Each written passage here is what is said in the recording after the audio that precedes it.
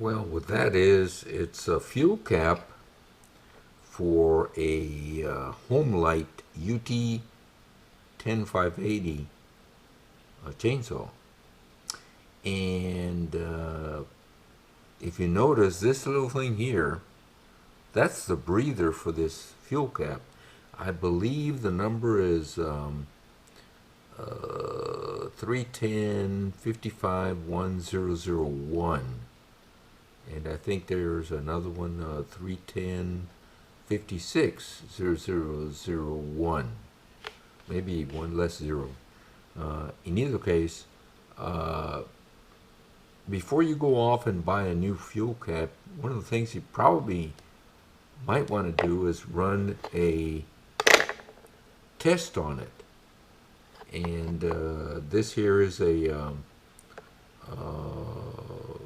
a vacuum pump, okay? And I don't know, they're not that expensive, but you can check your carburetor. Also, you can see a couple of things you can check on the carburetor are the needle to see if it works correctly, and I think the 5 to 7 psi it should hold, and to hold, you know, here's a vacuum here. I've got my thumb on it, and see, it holds. Now to test this fuel cap, that's a breather for your gas tank, and just go in here and plug it in here, you see, and there should not be any, see, it should breathe. So before you go off and do that, that's what you need to do. And you know, if I put my thumb on it, see, it holds. So that's the way to check this. And this is just a breather, you know, that right there. And it's in a terrible spot. It's cork or something. And that's one of the things that can get really dirty. And I guess the other thing you can do is probably blow some air through here to clean it out, you know. It's cork, so put some soap on it or something.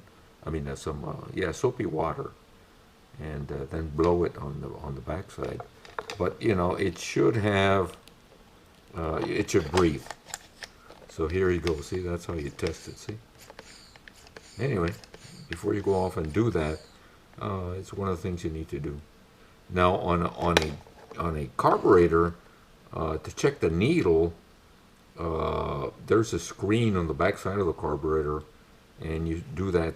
You do the same. You just plug, put this in there, and you should have a hold of, you know, 5 to 7 psi. And if it goes down, the needle goes down, then you better get a new needle for that carburetor. Anyways, the little checks that you can do on your carburetors and your caps.